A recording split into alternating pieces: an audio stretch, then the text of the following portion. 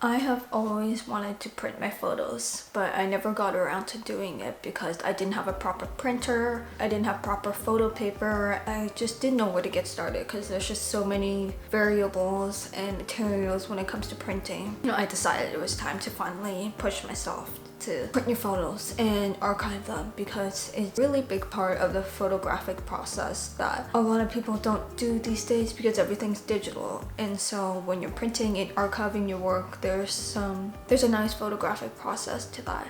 However, I did not have the budget for a really expensive printer. Every time I see like a printing video on YouTube, they're always using a really expensive printer with like 16 cartridges, and what about the people who can't afford that? I was thinking like, would a CMYK printer be enough? I was kind of worried about that because I didn't know if I needed more cartridges to produce better colors. I tested out some prints and I think having a CMYK printer is enough to just archive your photos, and it can still produce really great colors. Yeah, I think the only time you really need more than that is if you're looking for like amazing color accuracy and you want super high resolution, and if you want professional printing, then that would make more sense to kind of upgrade and get a more expensive printer that can produce better quality pictures. I just want to say that the prices in this video is not on a super cheap budget, but rather kind of a budget that balances out price and quality, because if you've set a really low budget for yourself, it's kind of hard to find super quality prints out of that. So I just want to put that out there. So for the printer that I am using the Epson EcoTank 2760. Up front, this printer is pretty expensive. It's about $400. But the reason the printer is so expensive is because the ink prices are very cheap. And because it's not an actual cartridge, but rather a liquid, it will last you a lot longer. And in the long run, prices for the printer and the ink will actually be cheaper than if you were to buy a cheap printer and cartridges that you would have to keep buying. Next up, be a photo paper, and for the photo paper I wanted a satin texture, which is in between of glossy and matte.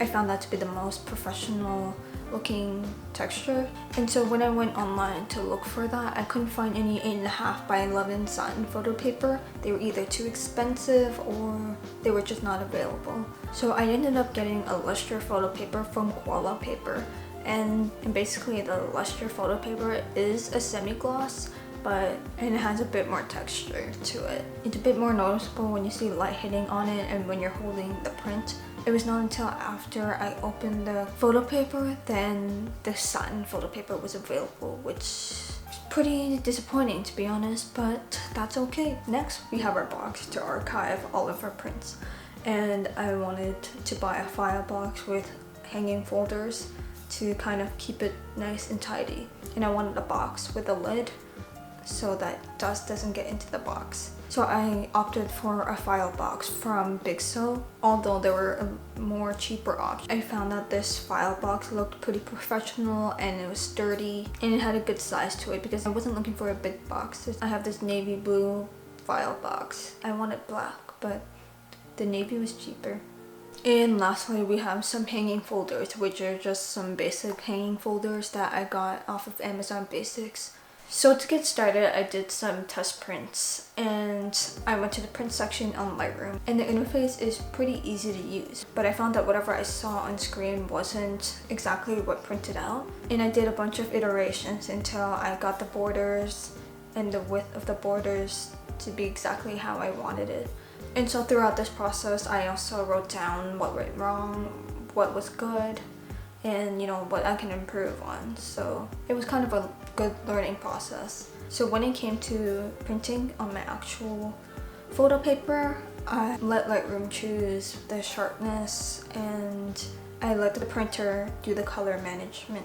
I made sure to turn up the brightness of the photos because when you're printing they will turn out a little bit darker. So I turned up the exposure, and while I was printing I noticed that like when you are going from the develop module to the printing module, the colors will get desaturated, and that confused me at first because I thought that's how the colors were going to turn out, and that just ended up me getting a really saturated print.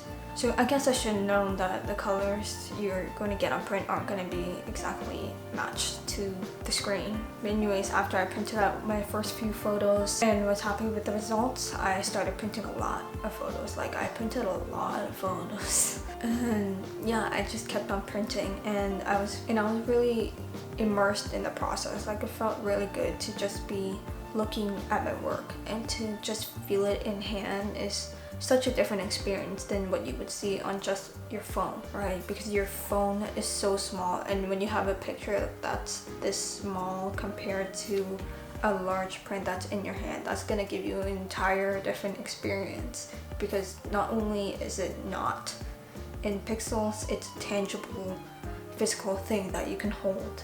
And to me, that process is so much more personable because it's in front of you, and it feels like an image that you actually created. You know, it's really satisfying because you have this whole archive of photos that you've never even looked at for months, and then when you're finally printing it out, it feels complete. It feels like you've really went through the whole process, from composing and exposing your photo to editing and doing some post-processing, and you've done all of your sharing on all of your social media platforms.